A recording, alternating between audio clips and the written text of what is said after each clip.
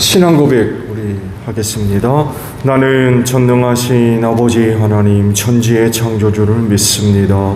나는 그의 유일하신 아들 우리 주 예수 그리스도를 믿습니다.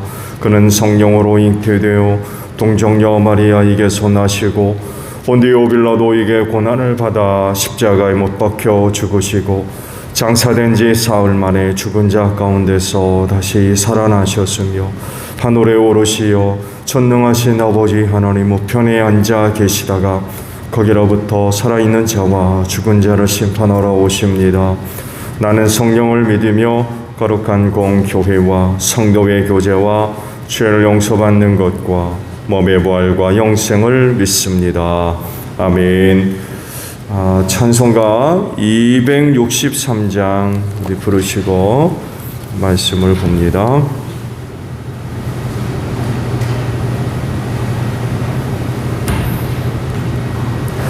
(263장이에요)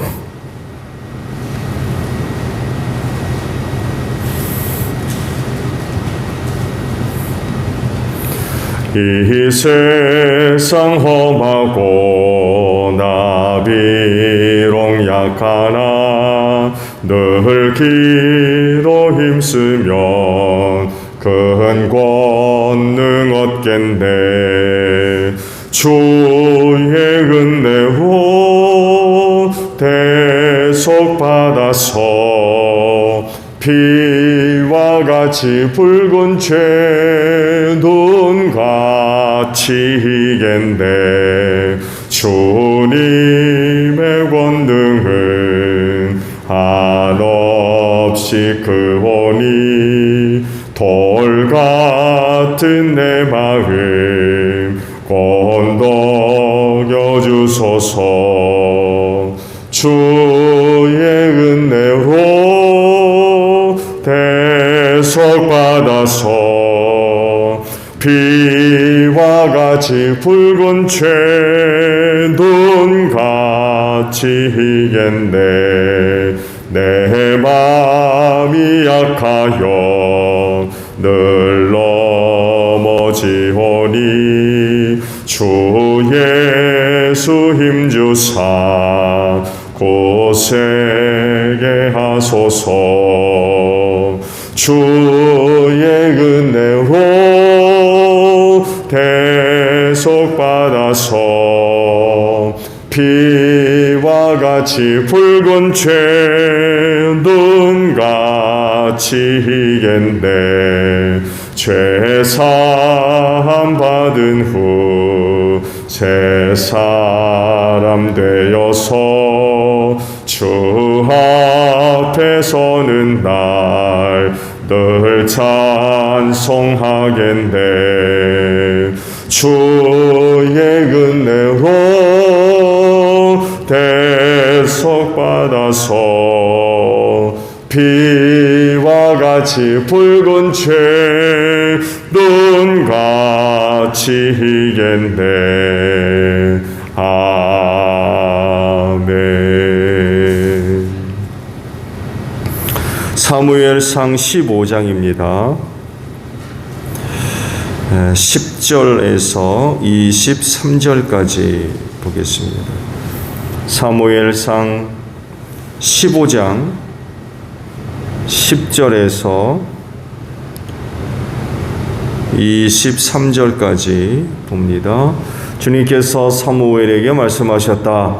사울을 왕으로 세운 것이 후회된다. 그가 나에게서 등을 돌리고 나의 명령을 따르지 않는다. 그래서 사무엘은 괴로운 마음으로 밤새도록 주님께 부르짖었다.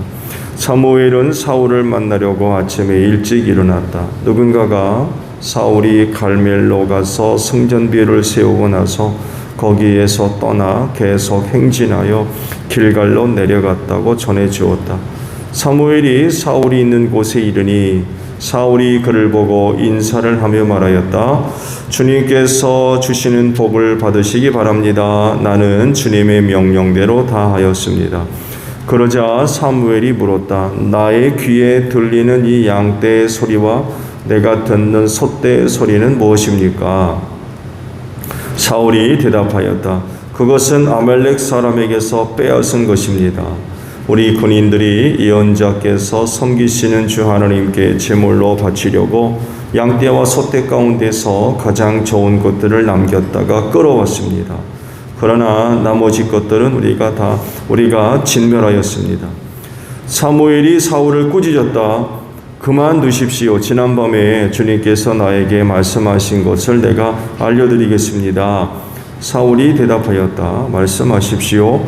사무엘이 말하였다. 임금님이 스스로를 하찮은 사람이라고 생각하시던 그 무렵에 주님께서 임금님께 기름을 부어 이스라엘의 왕으로 세우셨습니다.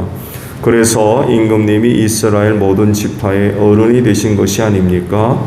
주님께서는 임금님을 전쟁터로 내보내시면서 저 못된 아말렉 사람들을 진멸하고 그들을 진멸할 때까지 그들과 싸우러 가셨습니다.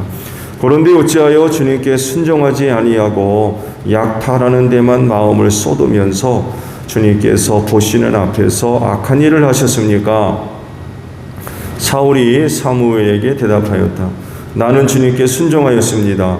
주님께서 보시는 대로 전쟁터로 나갔고 아말렉 왕 아각도 잡아왔고 아말렉 사람도 진멸하였습니다.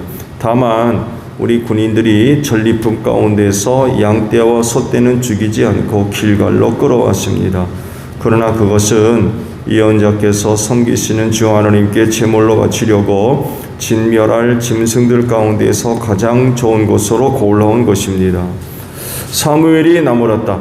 주님께서 어느 것을 더 좋아하시겠습니까? 주님의 말씀에 순종하는 것이겠습니까? 아니면 번제나 화목제를 드리는 것이겠습니까? 잘 들으십시오. 순종이 제사보다 낫고 말씀을 따르는 것이 순양의 기름보다 낫습니다. 거역하는 것은 점을 치는 죄와 같고 고집을 부리는 것은 우상을 섬기는 죄와 같습니다. 임금님이 주님의 말씀을 저버리셨기 때문에 주님께서도 임금님을 버려 왕이 되지 못하게 하셨습니다.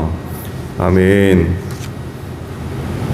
오늘은요 세 곳의 말씀을 보려고 그래요. 먼저 19절을 보게 되면 그런데 어찌하여 주님께 순종하지 아니하고 약탈을 하는 데만 마음을 쏟으면서 주님께서 보시는 앞에서 악한 일을 하셨습니까?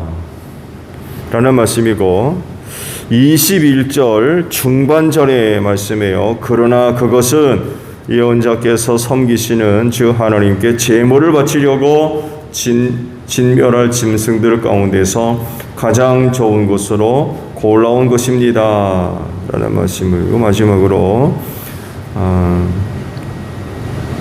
24절에 있는 말씀을 한 군 보죠. 마지막 하반절의 말씀이에요. 내가 군인들을 두려워하여 그들이 하자는 대로 하였습니다. 라는 말씀 24절 하반절의 말씀까지 한번 보겠습니다. 이렇게 세 곳의 말씀을 본 이유는 말씀들을 서로 좀 비교해 보려고 말씀을 보게 됐어요.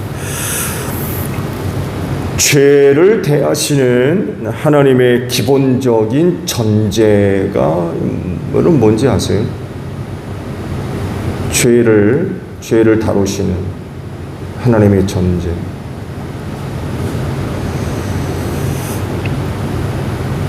그건 용서입니다.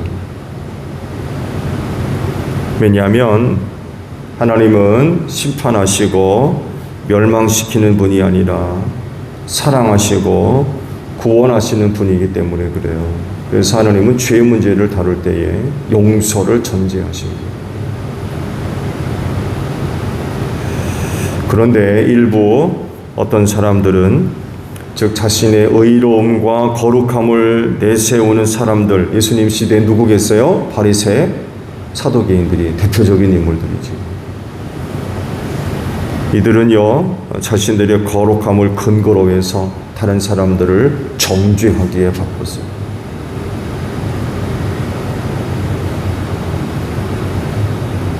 자신의 거룩함과 의로움을 무기로 다른 사람들을 짓누른 거죠. 종교적 혹은 율법의 올가미에 많은 사람들을 올가놓고 정죄하기 좋은 사람이었어요. 그런데 그들의 이와 같은 태도는 결국 하나님을 왜곡시키는데 성공했고요. 이뿐 아니라 종교를 타락시켰어요.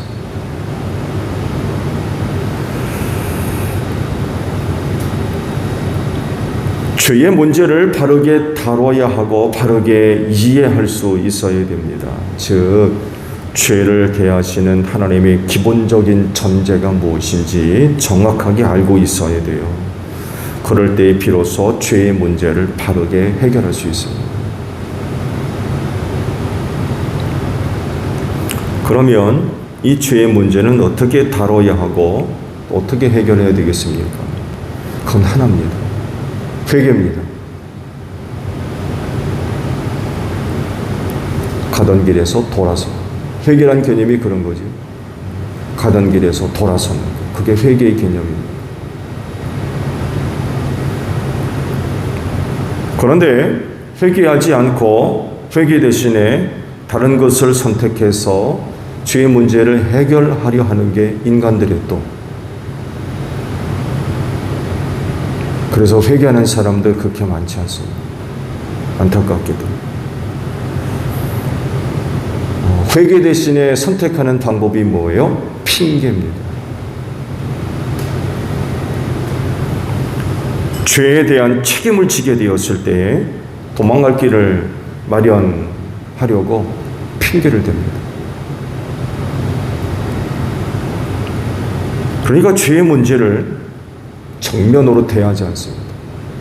하나님은 죄 지은 자를 죄 앞에 세웁니다. 죄를 직시하게 하세요. 내 죄가 이거야.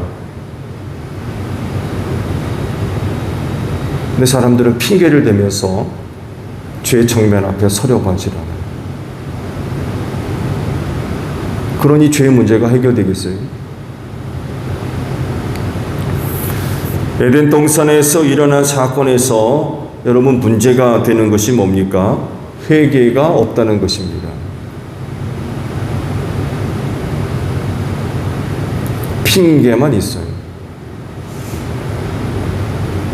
하나님에 의해서 죄가 드러났어요. 그들은 죄를 숨기려고 했지만 하나님의 눈을 피할 수 없었죠. 결국 하나님은 그 둘을 죄 앞에 세우십니다. 정면으로 대하게 하세요. 내 죄가 이거잖아.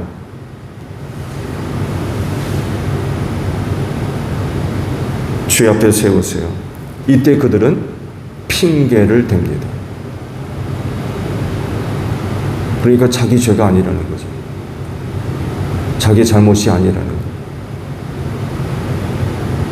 자꾸 죄를 회피하려고 해요.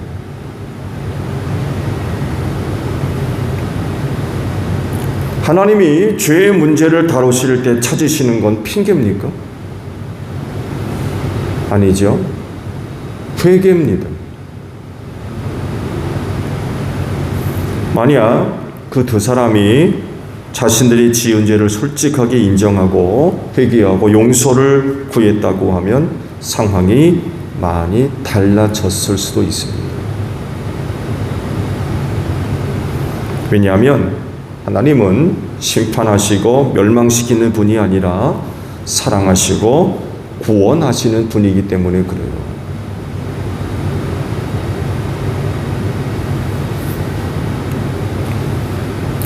그런데 안타깝게도 에덴 동산에서 벌어진 사건은 그때 그것으로 끝나지 않고 계속해서 그 흐름을 이어가고 있습니다.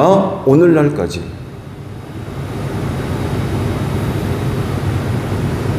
즉, 죄의 문제를 해결할 때 회개하지 않고 핑계를 대고 거짓말하는 이런 그 흐름이 에덴 동산에서 그치지 않고 끝나지 않고 지금까지 이어집니다. 이런 흐름이 사울 시대에 반복적으로 또 나타나고 재현되었어요. 사무엘을 통해서 하나님은 사울의 죄를 드러내십니다. 하나님께서 이렇게 하시면 그 누구도 그 죄가 포함하고 있는 죄의 범위를 벗어날 수 없어요. 하나님이 다루시는데 누가 그 죄의 범위를 벗어납니까? 만약에 죄의 문제를 사람이 다룬다고 하면 죄가 포함하고 있는 범위를 인간은 얼마든지 도망칠 수 있어요. 왜? 일단 안 보면 모르거든요. 그렇지 않아요? 누가 잘못된 뭐가 있다 그러면 본 사람이 없으면 얘기하는 사람도 없어요. 증인이 없는데.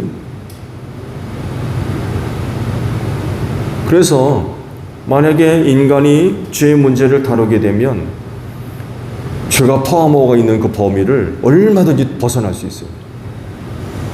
근데 하나님이 다루시면 그 누구도 벗어날 수 없습니다. 불꽃과 같은 눈으로 살피시는데 누가 하나님의 불꽃 같은 눈 앞에서 자신을 숨깁니까? 절대로 숨길 수 없어요. 다 드러날 수밖에 없는 거죠. 왜냐하면 죄를 대면하게 하세요. 하나님이 죄의 문제를 다루실 때 죄 앞에 세우시는 거예요. 죄 문제를 대면하게 하세요. 그럴 때 사울이 보이는 모습이 뭐였어요? 그래서 몇 군데 말씀을 본 거예요. 사울의 반응이 뭡니까? 핑계댑니다. 그리고 거짓말까지 합니다.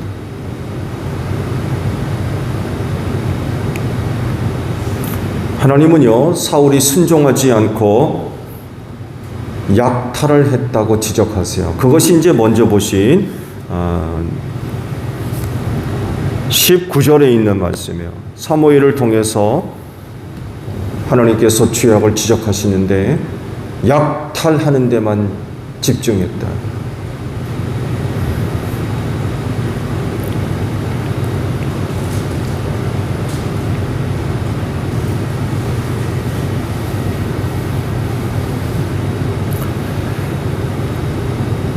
이것이 사실이에요.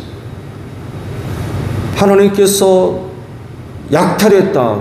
너 순종하지 않고 약탈하는 데만 치중했다. 이게 팩트, 이게 사실이에요. 이게 팩트입니다. 그러면 그건 사실이에요. 사람이 보는 눈과 하나님이 보는 눈이 같을 수 있어요?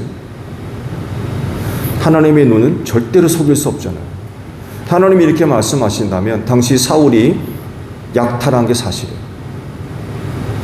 그랬을 때에 사울이 뭐라고 반응합니까? 수긍하지 않습니다. 핑계를 대고 거짓말을 합니다. 하나님께 제사하려고 가지고 왔다고 핑계를 댑니다. 그리고 거짓말합니다. 하나님은 너 약탈했어. 순종하지 않고 너 배부르려고 약탈해 왔다. 말씀드린 대로 그건 사실이에요. 하나님이 말씀하시니까. 근데 수긍하지 않습니다. 그 약탈 아닌데요? 거짓말하는 거죠. 하나님께 제사한다는 거, 그 거짓말이에요.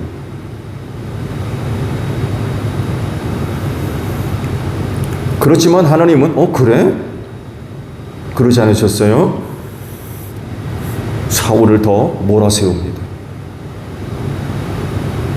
그러자 이번에도 핑계를 대고 거짓말을 하는데 군인들이 두려워서 그들이 하자는 대로 했습니다.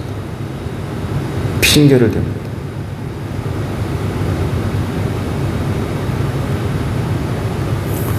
결국 이런 사울의 태도는 하나님으로부터 심판을 받고 버림받는 또 하나의 이유가 되고 말았습니다.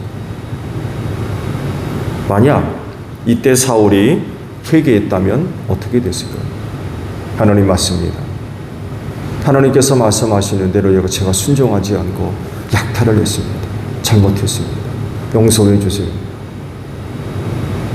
이랬더라면 어땠을까요? 이제 앞으로 말씀을 계속 보길지 모르겠습니다만 해도 다윗과 비교해 보십시오. 왜 하나님을 다윗을 그렇게 좋아하셨는지. 다윗이 뭔지 아시죠? 하나님께서 다윗을 자기가 지은 죄 앞에 세웁니다. 대면하십니다. 대면하게 하십니다. 그때 다윗이 반응을 보세요. 사울과 완전히 다릅니다.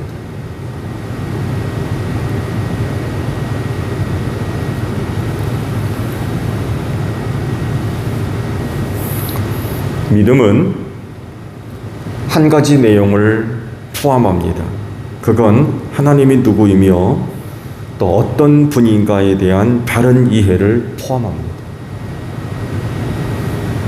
여러분, 하나님이 누구며 어떤 분인가를 제대로 알지 못하면 그 믿음은 헛될 가능성이 굉장히 큽니다. 잘못 믿고 있다는 거예요. 그 믿음이 진실되겠습니까? 하나님이 누구며 어떤 분인지도 모르면서 믿는 믿음이 그 참된 믿음이라고 할 수 있어요.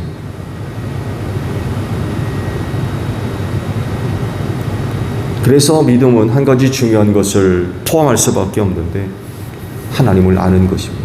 어떤 분인가를 바르게 아는 것. 그럴 때 그 믿음이 진실되고 참될 수가 있어요. 여러분, 하나님이 누구며 어떤 분입니까? 여러분이 알고 있는, 여러분이 믿고 있는 하나님은 어떤 분이세요? 그분은 사랑이시며 그분은 구원자이십니다.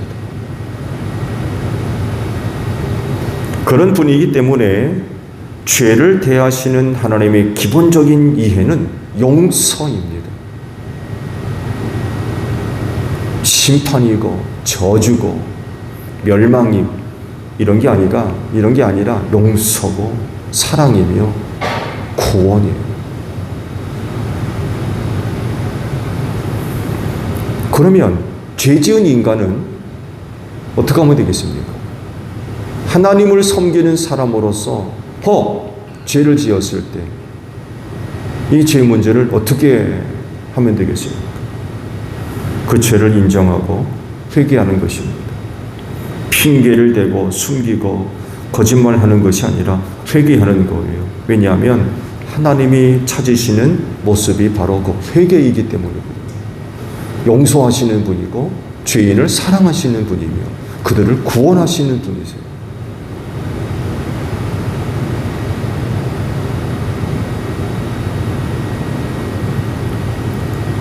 이런 자리에 사랑이 임하고 긍휼이 여기시며 은혜가 임하고 용서가 이루어지는 그게 회개입니다.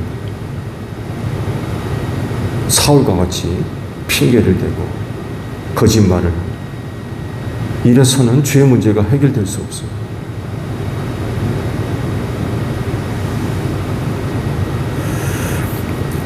그런데 쉽지 않아요. 회개하는 게 쉽다고 하면 사울 회개했을 겁니다. 근데 회개가 쉽지 않아요. 자기 잘못을 시인하고 용서를 구하는 이런 거 결코 쉽지 않습니다. 그래서 하나님을 바르게 알고 믿어야 돼요. 그럴 때 죄 앞에서 바르게 처신할 수 있습니다. 죄의 문제 앞에서 바르게 처신할 수 있어요. 회개할 수 있다는 것입니다. 하나님을 바르게 알지 못하면 회개 못해요. 사울같이 되고.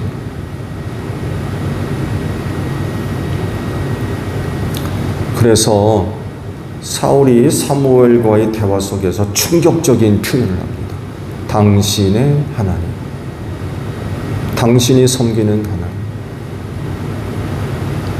나의 하나님, 내가 섬기는 하나님, 나를 왕으로 세우신 하나님이 아니라 당신의 하나님, 당신이 섬기는 하나님. 제물 갖고 온 거, 약탈해서 가까운 거, 제사 드린다고 그러잖아요. 당신이 섬기는 하나님이래요.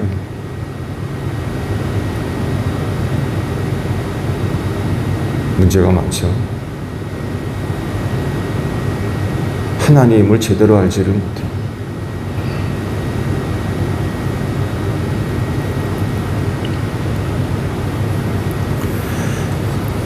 하나님을 바르게 알고 믿는 것, 이것이 죄의 문제를 해결하는 키이고요.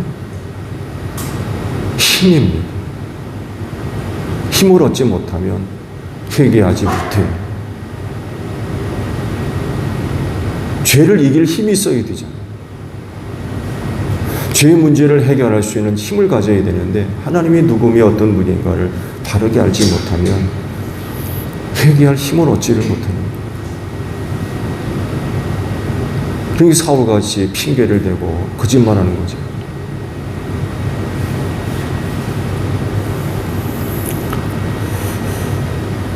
그렇진데 오늘 여러분이 섬기는 하나님이 누구인지 바르게 알고 잘 믿기를 바랍니다.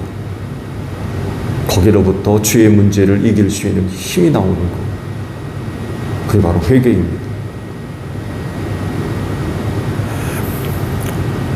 혹 회개가 필요하다면 하나님의 사랑을 알고 믿고 회개할 수 있는 여러분들이 되시기를 바랍니다. 하나님을 바르게 알지 못하면 회개할 수가 없어요. 오늘도 하나님을 믿는 믿음 안에서 굳건히 서서 죄를 이길 힘을 얻는 여러분들이 되시기를 바랍니다. 주기도문 합니다. 하늘에 계신 우리 아버지, 아버지의 이름을 거룩하게 하시며 아버지의 나라가 오게 하시며 아버지의 뜻이 하늘에서와 같이 땅에서도 이루어지게 하소서.